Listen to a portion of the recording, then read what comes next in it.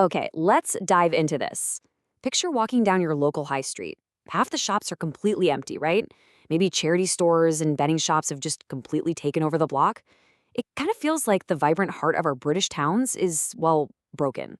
Welcome to today's Explainer. We're unpacking a massive transformation happening right in our own backyards. We're talking about the collapse and, crucially, the coming recovery of the British high street. We're going to explore exactly why this is happening, who's really to blame, and most importantly, what the future of physical retail actually looks like. Just listen to this number for a second: 12,800. In 2024 alone, that's how many chain stores closed their doors for good. To put that into perspective, that equates to a net loss of about 35 closures every single day. I mean, wow, that is a staggering rate of disappearance for those familiar names we literally used to see on every corner. So, let's start with part one: the high street crisis and the harsh reality of 2024 to 2025. Think about your own local town center for a second. The boarded up windows, the missing essential services. We're missing the banks, the chemists, the local pubs. And, these aren't just places to buy things, they're the essential pillars of a community. Now, what's really interesting about this is the disparity. The media always highlights the fall of massive names like Debenhams or Arcadia, right? But local independent stores actually bore the brunt of the damage. They made up a massive 84% of closures in some reports, compared to just 16% for the big chains. It's really the small, local businesses that have been hit the hardest.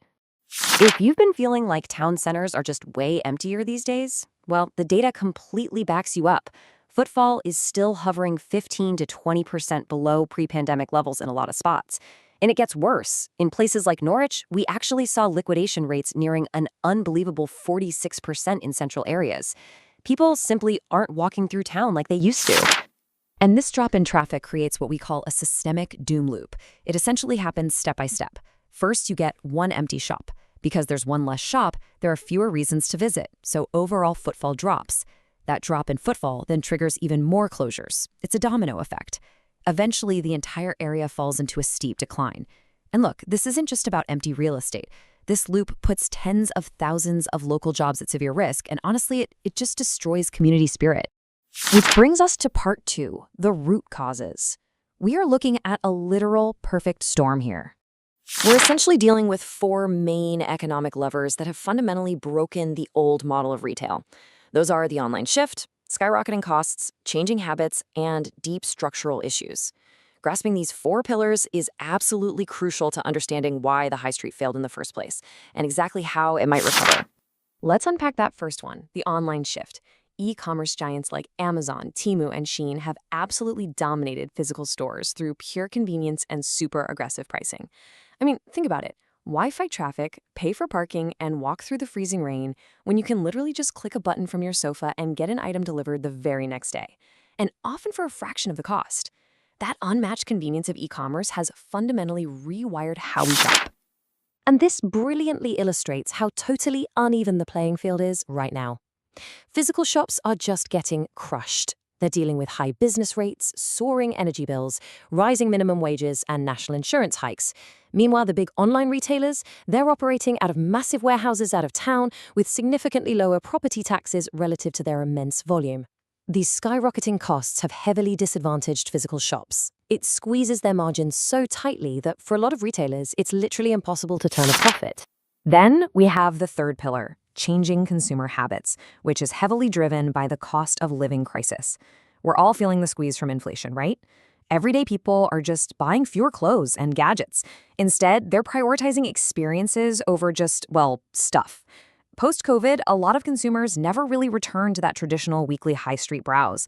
If we have money to spend, we want a specific service, a nice meal out, or a memorable experience. We don't just want another object to put on a shelf. Finally, we have the structural issues wrapping up our root causes. Basically, we simply have too many shops built for a completely different era. When you combine outdated town planning and years of local austerity with fierce competition from out-of-town retail parks and mega malls, you leave traditional town centers highly vulnerable. The physical infrastructure we have today just doesn't match the modern world. All right, let's pivot to some good news. Part 3: the 2026 retail revival. This is all about adaptation and hope. So if you're feeling a bit hopeless, stick with me here. The high street is not dead. Actually, scratch that. It's not dead at all. It's just transforming. And the definitive blueprint for its survival is a concept called phygital. Phygital is the blending of physical and digital retail to create a genuinely engaging experience rather than just a pure transaction. It basically means taking the absolute best parts of online shopping, like speed and data, and merging them with the best parts of in-person shopping. You know, the tactile, emotional, human experience. To make this phygital future a reality, experts predict 5 massive adaptations coming by 2026. We're looking at experiential retail, tech integration, sustainability, mixed-use revival, and smart shopping. This is exactly how smart businesses are fighting back, redefining the shopping experience, and drawing footfall right back into the town centers. Take experiential retail, for instance. Future stores have to be destinations in themselves. We're talking about putting cool cafes inside stores, hosting live workshops, or creating a sort of pop-up treasure hunt vibe. Think about places like modern garden centers or those premium malls. They succeed because they make the visit genuinely fun.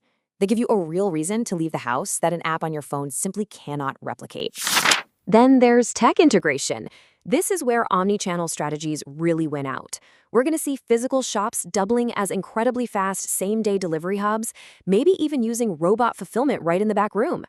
And out on the shop floor, augmented reality try-ons and AI personalization are going to seriously enhance the buying process.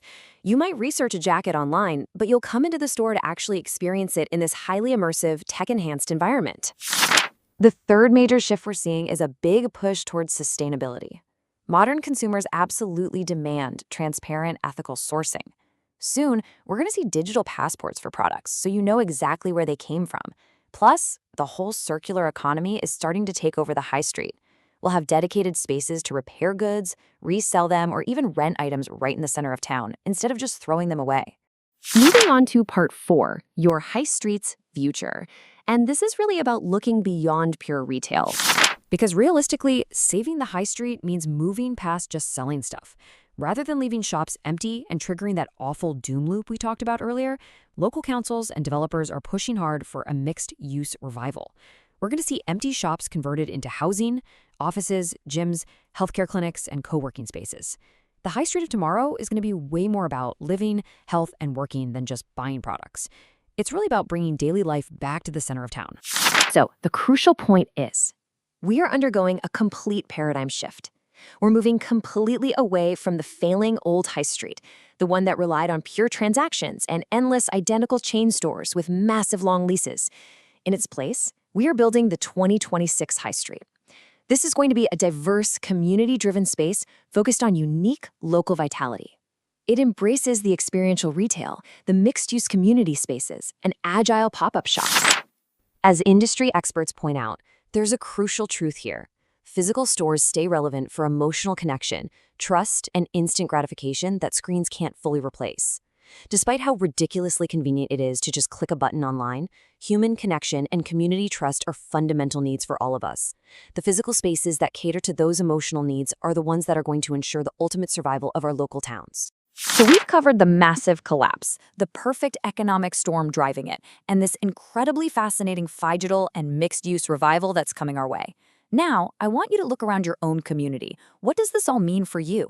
Is your local high street still struggling in the doom loop, or are you starting to see the signs of this 2026 recovery? Pay close attention the next time you walk through town, because this comeback story is literally unfolding right in front of us. Thanks for joining me on this explainer, and keep observing the world around you.